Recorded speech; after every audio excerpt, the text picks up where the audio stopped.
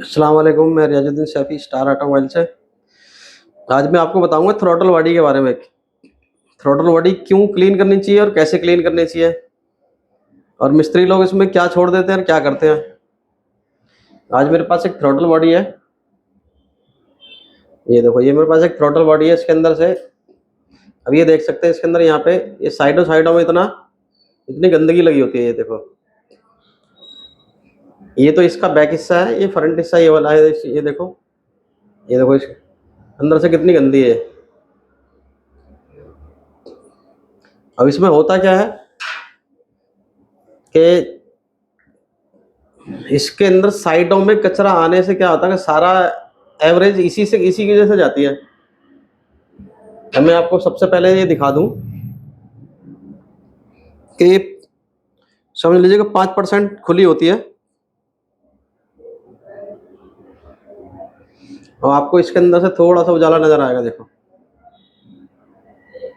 ये मैंने इसको दूसरे फ़ोन की फ्लैश इसमें लगाई है, तो ये देखो इतनी आपको अंदर से नज़र आ रही है। और जबकि आप नीचे की तरफ देख रहे हैं, नीचे की तरफ बिल्कुल बंद है। हल्का हल्का इसमें नज़र आ रहा है, सिर्फ ऊपर तो नज़र आ भी रहा है लेकिन नीचे की तरफ नज़र नहीं आ रहा है। ये बंद है, यानी ये समझ लो कि ऊपर की तरफ भी इससे ज़्यादा खुली होती है, जो कि बंद है।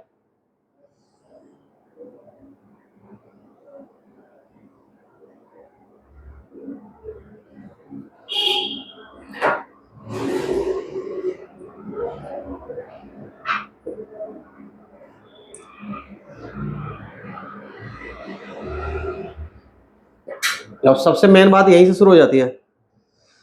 अब ये जो थ्रॉटल बॉडी है, ये खुली होती है 5%। 5% बाई डिफॉल्ट खुली होती है, समझ लीजिए। ये ईसीएम इसको 5%, इसको पता है ईसीएम में बाई डिफॉल्ट एक डाटा सेट किया होता है कि इसको 5% ही खुले रहना है और 5% के हिसाब से इसने फ्यूल देना है 5% के लिए। अब क्या है कि इसके अंदर ये साइडों में कचरा आने से क्या हुआ, ये 5% तो खुली नहीं है। अब ये मुश्किल से 1% ही रह जाती है या मैक्सिमम 2% रह जाती है। अब 3% का इसके अंदर ये रेशो रह गया, क्योंकि जब गाड़ी को स्टार्ट करेंगे कोल्ड स्टार्ट में तो क्या करता है, ये यहाँ से ऑटोमेटिकली, ये देखो, ये इसको इंजन खोल लेता है। इसको ये खोल गई, इंजन को थोड़ी सी खोल लेता है।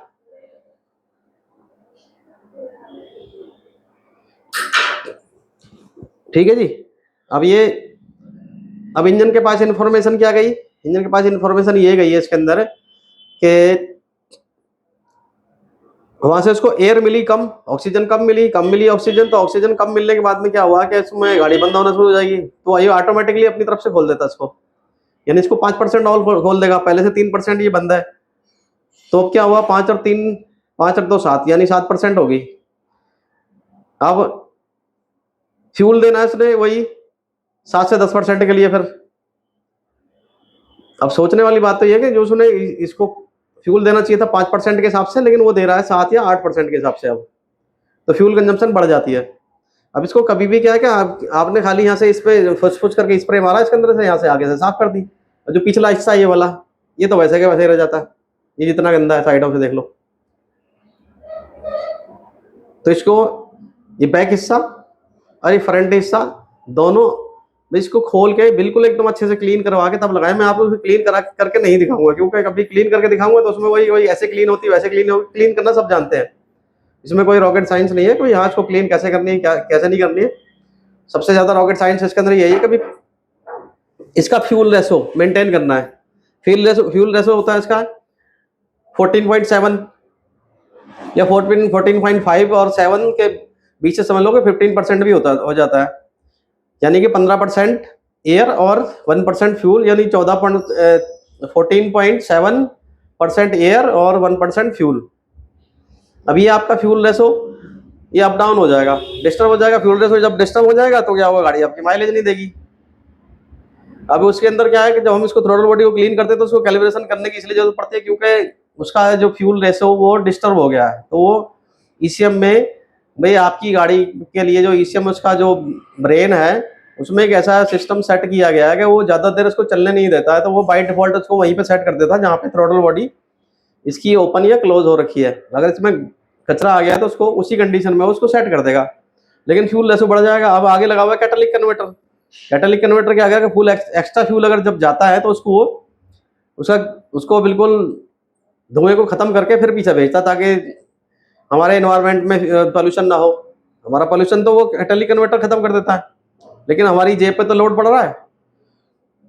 तो वही मैं सभी मिस्त्री भाइयों से सबसे मैं यही इल्तजा करूंगा कि थ्रोटल बॉडी को हमेशा खोल के क्लीन करें, ऐसे इसको स्प्रे ना मारें।